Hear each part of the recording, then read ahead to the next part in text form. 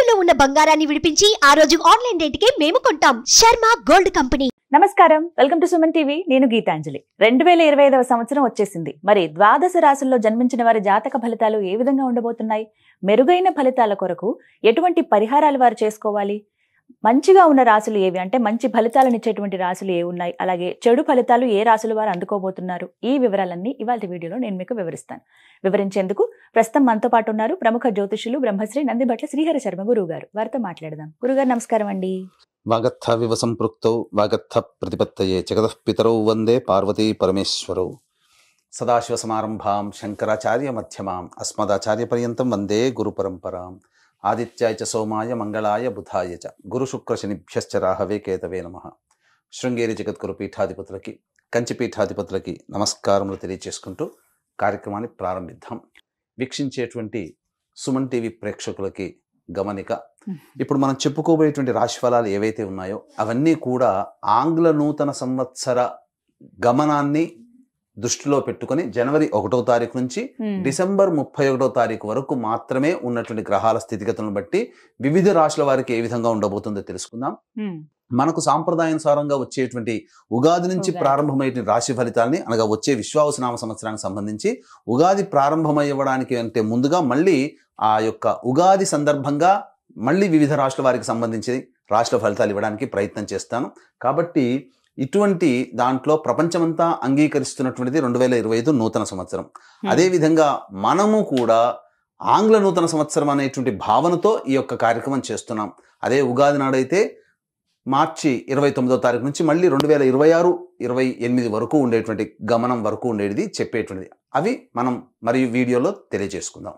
అదే అడగబోతున్నాను గురుగారు. అంటే సాధారణంగా ఒకటే ప్రశ్న అడుగుతారు, ఉగాది కదా అసలు చెప్పాలి జాతక ఫలితాలు అనేవి, ఈ లోపు ఏంటి అంటే ఒక సాంప్రదాయంగా అది కొనసాగిపోతుంది. అంటే మనకేమని చెప్పబడింది అంటే, ధర్మం ఏం చెప్పబడింది శాస్త్రంలో అంటేనమ్మా, ప్రపంచమంతా ఏది ఒక విషయం గురించి ఒక తాటి మీద ఉంటుందో అది ధర్మమే కూర్చుంటుంది, శాస్త్రమే కూర్చుంటుంది. ఇక మరి ద్వాదశ రాశులు వారి జాతక ఫలితాలు తెలుసుకుందాం.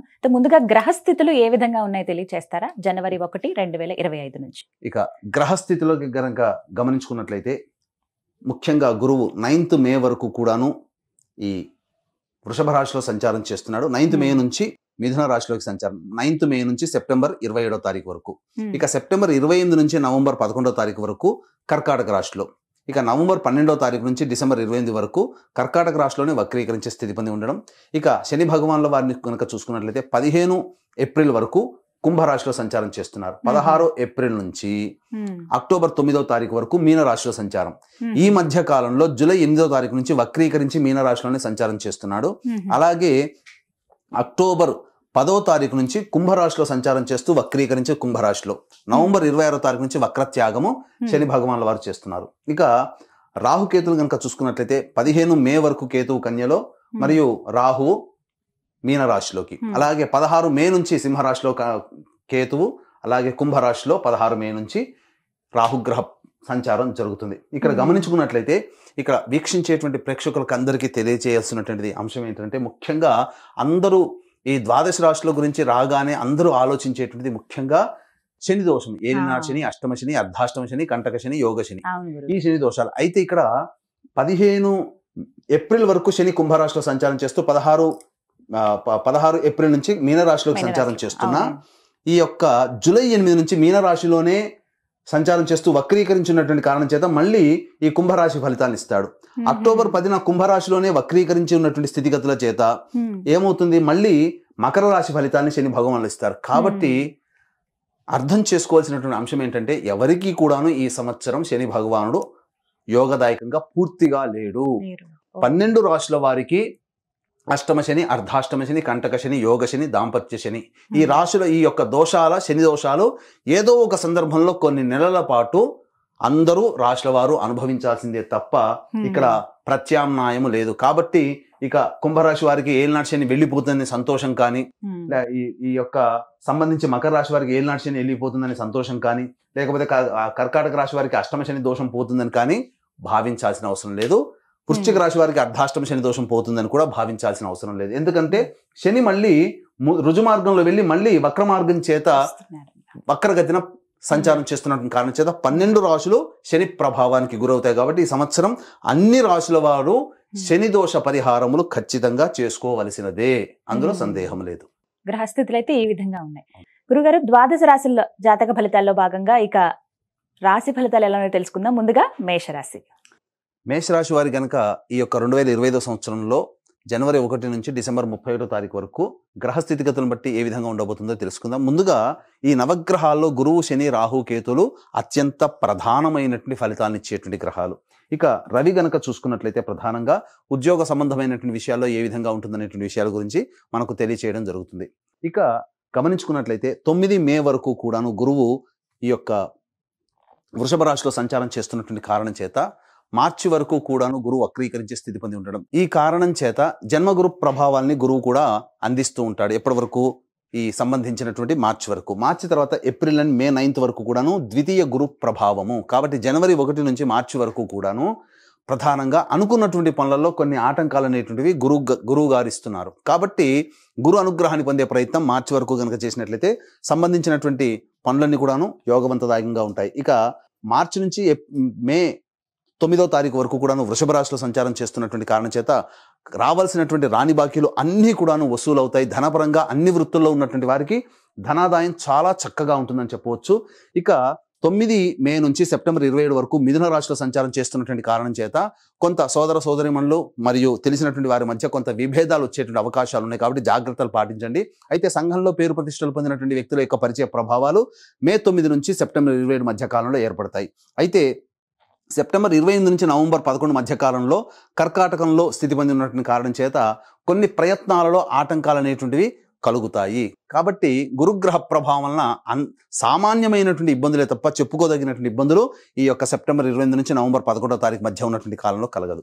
ఇక నవంబర్ 11 నుంచి డిసెంబర్ 28 తారీఖు మధ్య కాలంలో వక్రీకరించినటువంటి గురువు ప్రభావం చేత మళ్ళీ తృతీయ సంబంధమైనటువంటి ఫలితాలను కూడా గురువు గారు అందజేస్తున్నారు. కాబట్టి ఈ సమయంలో ముఖ్యంగా సెప్టెంబర్ 28 నుంచి డిసెంబర్ 28 మధ్య కాలంలో నూతన వాహన కొనుగోలు లేదా గృహాలు ఏర్పరచుకోవాలి, స్థిరం అనేటువంటిది కావాలనుకునే వాళ్ళకి ఈ సమయంలో గురుగ్రహం అనుకూలంగా మీకు నూతన గృహ వసతి కానీ లేకపోతే వాహన వసతి కానీ మీకు అందించడం జరుగుతుంది.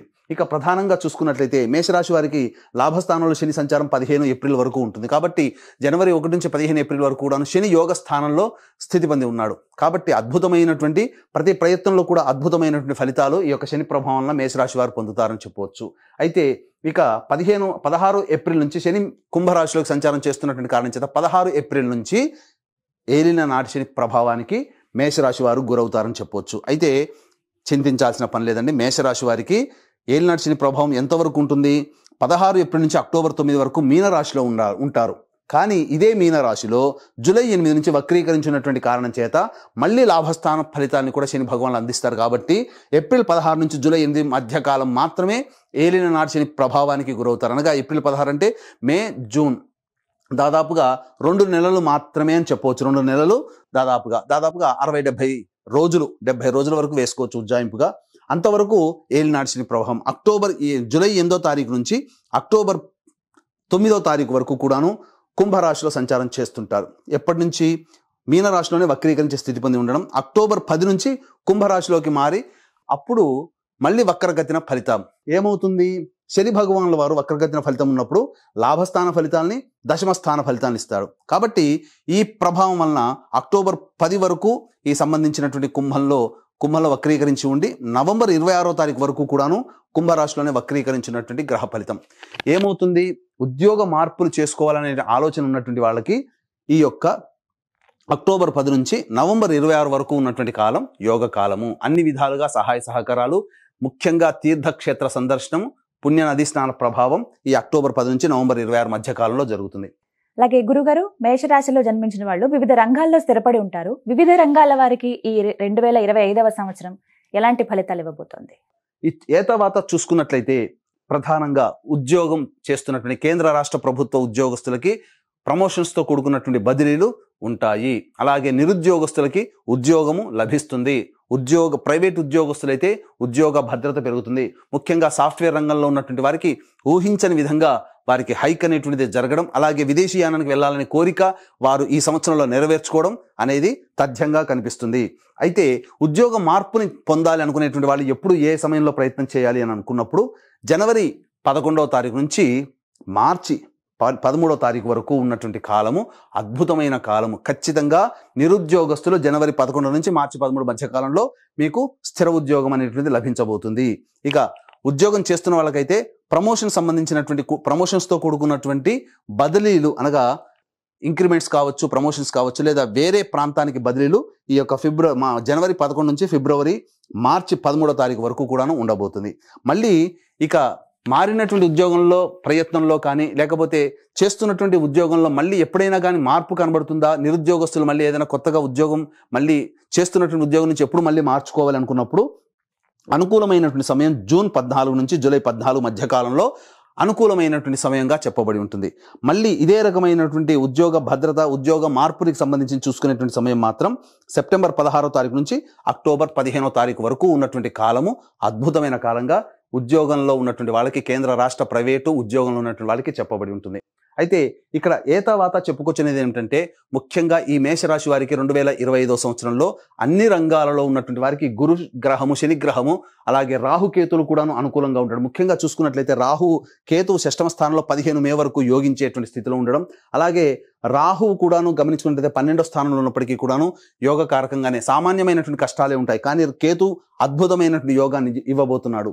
ఇక ఈ 15 మే నుంచి రాహువు కుంభరాశిలోకి ప్రవేశం చేయనటువంటి కారణం చేత అద్భుతమైనటువంటి యోగదాయకంగా ఉంటుంది. ముఖ్యంగా మార్కెటింగ్ రంగంలో ఎవరైతే ఉంటారో వాళ్ళకందరికీ కూడాను అనూహ్యమైనటువంటి విజయాలు పొందుతారు, టార్గెట్లను రీచ్ చేసుకోగలుగుతారు, ప్రమోషన్స్ని కూడా పొందగలుగుతారు. ముఖ్యంగా సాఫ్ట్వేర్ రంగంలో ఉన్నటువంటి మేషరాశిలో జన్మించినటువంటి వాళ్ళకి 16 మే తర్వాత వారు కోరుకున్నటువంటి జీవితాన్ని పొందుతారని చెప్పడంలో ఏమాత్రం సందేహం లేదు. అయితే ఇక్కడ ప్రధానంగా చూసుకోదలిచినటువంటిది supermarket, food processing, general store, restaurant బిజినెస్లో ఉన్నటువంటి వాళ్ళు, అలాగే ఈ సంబంధించినటువంటి కుకింగ్ సంబంధించినటువంటి రంగంలో ఉన్నటువంటి వాళ్ళు, అలాగే ఎడ్యుకేషనల్ ఇన్స్టిట్యూషన్స్ మరియు జ్యువెలరీ రంగంలో ఉన్నటువంటి వాళ్ళు, తీర్థయాత్రలు, పూజా స్టోర్స్ నడిపేటువంటి వాళ్ళు, వీళ్ళందరికీ కూడాను అద్భుతమైనటువంటి యోగ కాలం అనేటువంటిది మే 8వ తారీఖు వరకు ఏర్పడబోతుంది. మే 9 నుంచి సెప్టెంబర్ 27 మధ్య కాలంలో కాస్త జాగ్రత్తలు పాటించండి. ఈ చెప్పినటువంటి రంగంలో ఉన్నటువంటి వారు పెట్టుబడులు పెట్టడానికి కాస్త ముందు వెనక ఆలోచించి పెట్టుబడులు పెట్టే ప్రయత్నం చేయండి. తదనంతరం కర్కాటక రాశిలోకి ఎప్పుడైతే గురువు మారుతాడో తద్ఫలితంగా వాహన కొనుగోలు, గృహ కొనుగోలు, గృహ మార్పు, వాహన మార్పు అనేటువంటిది ఖచ్చితంగా సూచించబడుతుంది. ఈ సంబంధించినటువంటి ఈ ముఖ్యంగా ఎడిబుల్ ఆయిల్స్ రంగంలో ఉన్నటువంటి వాళ్ళు, తోలు పరిశ్రమలకు సంబంధించినటువంటి వాళ్ళు, అలాగే స్టీల్ రంగంలో ఉన్నటువంటి వారు, ఇనుము వ్యాపారం చేసేటువంటి వాళ్ళకి అందరికీ కూడాను ఈ సంవత్సరం అద్భుతమైనటువంటి యోగదాయకంగా ఉంటుంది.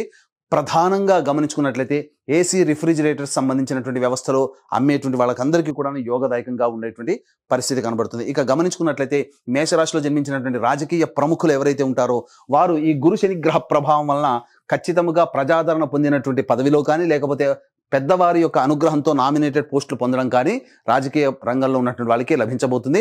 మీ యొక్క ప్రయత్నానికి గుర్తింపు అనేటువంటిది పెద్దల నుంచి ఆశీర్వచనాలు మీకు కలుగుతాయి. ఇక ఈ యొక్క మేషరాశిలో జన్మించినటువంటి కళారంగములు అనగా సినిమా రంగము, టీవీ రంగము, 24 ఫ్రేమ్స్లో వర్క్ చేసేటువంటి వాళ్ళు, ఎలక్ట్రానిక్ మీడియా, ప్రింటింగ్ మీడియా, అలాగే సోషల్ మీడియాలో ఉండేటువంటి అన్ని రంగాల ప్రముఖులకి, అన్ని రంగాల వ్యక్తులకి కూడాను ఈ మేషరాశిలో జన్మించినటువంటి వారికి అద్భుతమైనటువంటి విజయం ఉంటుంది. ప్రజాదరణ కలిగినటువంటి ప్రాజెక్టులో సైన్ చేయడం, తద్వారా ధనాదాయంతో పాటు మిక్కిలి కీర్తి ప్రతిష్టల యొక్క కళారంగంలో ఉన్నటువంటి వారికి అందరికీ కూడాను ఏర్పడబోతున్నాయి. మంచి స్థితి కలుగుతుంది.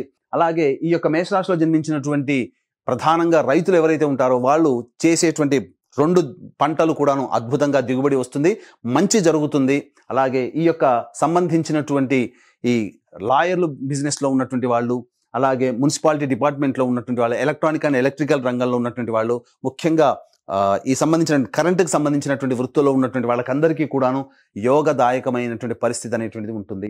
అయితే ప్రధానంగా గమనించుకున్నట్లయితే ఈ యొక్క సంబంధించినటువంటిది మే 9 నుంచి సెప్టెంబర్ 27 మధ్య కాలంలో ఉన్నటువంటి కాలంలో దంపతుల మధ్య కొంత విభేదాలు ఏర్పడి పొరపచ్చాలు వచ్చే అవకాశం ఉంది. కాబట్టి లౌక్యంతో వ్యవహరించి ప్రతిదీ కూడా సమస్యను పరిష్కారం చేసుకునే దిశగా ఉన్నట్లయితే చాలా మంచి శుభ ఫలితాలు అనేటువంటి పొందుతారని చెప్పవచ్చు. వివాహం కావాల్సినటువంటి అబ్బాయిలు, అమ్మాయిలు ఎవరైతే ఉంటారో ఈ యొక్క సంబంధించినటువంటి మే 9 నుంచి సెప్టెంబర్ 27 మధ్య కాలంలో వివాహము నిశ్చయమవుతుంది, అందులో సందేహం లేదు. అలాగే మార్చి లోపల కూడా వివాహ ప్రయత్నాలు చేస్తే, జనవరి నుంచి మార్చి లోపల వివాహ ప్రయత్నాలు చేసినా అవి వివాహం చక్కగా కుదిరి దాంపత్య జీవితంలోకి అడుగు పెడతారని చెప్పొచ్చు. అయితే పూర్వంలో అనగా 2024 సంవత్సరంలో దంపతులుగా ఉన్నటువంటి వాళ్ళకి ఏవైనా విభేదాలు వచ్చినా, అలాగే భాగస్వామ్య వ్యాపారంలో ఉన్నటువంటి వాళ్ళు ఏమైనా విభేదాలు వచ్చినా అవన్నీ కూడాను కూర్చొని పరిష్కరించుకొని మళ్ళీ తిరిగి మంచి సుఖ జీవనాన్ని పొందే అవకాశం ఈ యొక్క 2025 సంవత్సరంలో మేషరాశిలో జన్మించినటువంటి వాళ్ళకి ఉంటుందని చెప్పొచ్చు. ముఖ్యంగా విద్యార్థులకి జ్ఞాపక శక్తి అధికంగా ఉండడము, చేస్తున్నటువంటి ఈ యొక్క ప్రవేశ పరీక్షల్లో మీ యొక్క శ్రమకు తగినటువంటి ఫలితం కనబడుతూ ఉండడము, అధిక శాతం ఉత్తీర్ణత శాతాన్ని పొందడము, తద్వారా మీరు కోరుకున్నటువంటి యూనివర్సిటీలో మీకు ప్రవేశం జరగడం అనేటువంటిది గోచరం అవుతుంది. ముఖ్యంగా సంతానం కోసం ఎదురు చూసేటువంటి ఈ మేషరాశిలో జన్మించినటువంటి స్త్రీ పురుషులు ఎవరైతే ఉంటారో మే 9 నుంచి సెప్టెంబర్ 27 మధ్య కాలంలో సంతానం తప్పకుండా అంది తీరుతుంది, అందులో సందేహం లేదు. గురుగారు, మరి మేషరాశిలో జన్మించిన మహిళలకు ఈ సంవత్సరం ఎలా ఉండబోతోందండి? ఈ యొక్క రాశిలో జన్మించినటువంటి స్త్రీలకి గౌరవం పెరుగుతుంది, ఇంటిలో మాట పెరుగుతుంది, బాధ్యత యుతమైనటువంటి స్థితిగతులు కలుగుతాయి. ఒకటి గుర్తుపెట్టుకుని, బాధ్యత ఎప్పుడైతే పెరుగుతుందో కష్టములు ఆ విధంగానే ఉంటాయి. కాబట్టి కష్టంలో పడక తప్పదు. మేషరాశిలో జన్మించినటువంటి స్త్రీలు ఆరోగ్యం పట్ల శ్రద్ధ వహించాల్సినటువంటి పరిస్థితి. అన్నిటికంటే ప్రధానంగా గమనించుకున్నట్లయితే ఈ యొక్క సంబంధించినటువంటి సెప్టెంబర్ 28 నుంచి నవంబర్ 11 మధ్య కాలంలో సంతానం కోసం ఎదురు చూసేటువంటి వాళ్ళకి కొంత మిస్క్యారీస్ అయ్యేటువంటి అవకాశం ఉంటుంది. ఎసిడిటీ లేదా ఇండైజెషన్ ప్రాబ్లంతో సెప్టెంబర్ 28 నుంచి నవంబర్ 11వ తారీఖు మధ్య కాలంలో ఏర్పడేటువంటి అవకాశం ఉంది. కాబట్టి జాగ్రత్తలు పాటించండి. అలాగే వాహనం నడిపేటప్పుడు కూడాను ఈ యొక్క కొన్ని సందర్భాలలో, ముఖ్యంగా ఈ యొక్క మేషరాశి వారికి సంబంధించి వాహనం నడిపేటప్పుడు జాగ్రత్తలు పాటించాల్సినటువంటి పరిస్థితి. కాబట్టి అన్ని రంగాలుగా చూసుకున్నట్లయితే ఈ మేషరాశిలో జన్మించినటువంటి వారికి శుభ ఫలితములే అధికంగా ఉన్నాయి. కాబట్టి చక్కగా దైవానుగ్రహాన్ని పొందే ప్రయత్నం చేసుకున్నట్లయితే మంచి స్థితిగతులు కలుగుతాయి. అయితే ఇక్కడ గమనించాల్సినటువంటి అంశము, మేషరాశిలో జన్మించినటువంటి స్త్రీ పురుషులు ఎవరైనా కానీ వివాహం కాకపోతే తల్లిదండ్రుల జాతకము, తోడబుట్టిన వాళ్ళ జాతకము, వివాహం అయితే కనుక భర్త లేదా భార్య జాతకం, కడుపున పుట్టిన సంతానం జాతకం కూడా మీ మీద ప్రభావం చూపుతుంది. కాబట్టి ఈ యొక్క 2025 సంవత్సరంలో మేషరాశిలో జన్మించినటువంటి వారికి అందరికీ కూడాను మీ సంకల్పం నెరవేరాలి అనేటువంటి సదుద్దేశంతో జాతకరీత్యా కలుగు విద్య, వివాహ, ఉద్యోగ, దాంపత్య, సంతాన, అనారోగ్య సమస్యల నివారణకి మరియు 12 రాశులు ఇంతకుముందు చెప్పుకున్నట్టుగా 12 రాశులు శని ప్రభావానికి గురవుతాయి. కాబట్టి శనిదోష నివారణ పూజల హోమాల్లో భాగంగా సర్వదోష నివారణ పూజల హోమాలు ఒక్కొక్క నెల ఒక్కొక్క పుణ్యక్షేత్రంలో 12 నెలలు సంవత్సరం పాటు కూడా మీ కుటుంబ సభ్యుల గోత్రనామాదులతో చేయించడం జరుగుతుంది. అవకాశం ఉన్న వాళ్ళు కార్యక్రమ తదనంతరం కాంటాక్ట్ చేసి మీ గోత్రనామాదులు నమోదు చేసుకోవచ్చు. అలాగే తండ్రి వైపు 6 తరాలు, తల్లి వైపు 3 తరాలు, భర్త వైపు 6 తరాలు, భార్య వైపు 3 తరాల్లో ఏవైనా దుర్మరణాలున్నా, లివర్ ప్రాబ్లం, కిడ్నీ ప్రాబ్లం, క్యాన్సర్తో ఎవరైనా కుటుంబ సభ్యులు మరణించినా, 60 సంవత్సరాల లోపల కుటుంబ సభ్యులు ఎవరైనా చనిపోయినా వాటిని పితృదోషం అంటారు. కాబట్టి ప్రతి నెల పితృదోష నివారణ కార్యక్రమాలు కూడా పీఠం ఆధ్వర్యంలో జరిపించబడుతున్నాయి. వాటి వివరాలు కార్యక్రమ తదనంతరం కాంటాక్ట్ చేసి తెలుసుకోవచ్చు. గురుగారు, మరి జాతక ఫలితం ఏ విధంగా ఉంటుందో చెప్పారు. సాధ్యమైనంత వరకు బాగుంటుందని చెబుతున్నారు. ఇంకా మెరుగైన ఫలితాలు వారు పొందాలంటే కనుక ఎటువంటి పరిహారాలు చేసుకుంటే బాగుంటుంది మేషరాశి వారు? మేషరాశి వారు ప్రధానంగా ప్రతిరోజు దత్తాష్టకము, అలాగే కాలభైరవాష్టకము, రుద్ర కవచము ప్రతిరోజు కూడా రోజుకు 3 సార్లు పారాయణం చేస్తూ, మంగళవారం నాడు ఉపవాస నియమాన్ని పాటిస్తూ కనుక ఉన్నట్లయితే ఈ 2025 సంవత్సరంలో వచ్చేటువంటి సమస్యలు చాలా మటుకు పరిష్కరించుకోగలుగుతారు. అయితే ఇప్పుడు చెప్పినటువంటి విధంగా ఈ ఫలితాలకి భిన్నంగా మీ యొక్క జీవితం ఉన్నట్లయితే మీ యొక్క జన్మజాతకంలోనే నడుస్తున్నటువంటి గ్రహ దశాంతర దశల ప్రభావాలు కావున దగ్గరలోని మంచి ఉపాసనా పరులైనటువంటి జ్యోతిష్య పండితుని సంప్రదించి వారి సలహాలు, సూచనలు కనుక పాటించినట్లయితే మరింత మెరుగైనటువంటి జీవితాన్ని పొందుతారని ఆశిస్తూ సర్వం శ్రీ ఉమామహేశ్వర పరబ్రహ్మార్పణమస్తు. ఈ 2025 సంవత్సరంలో మేషరాశి వారి జాతక ఫలితాలు, అలాగే వారు చేసుకోవాల్సిన పరిహారాలు చక్కగా వివరించారు గురుగారు. నమస్కారం అండి.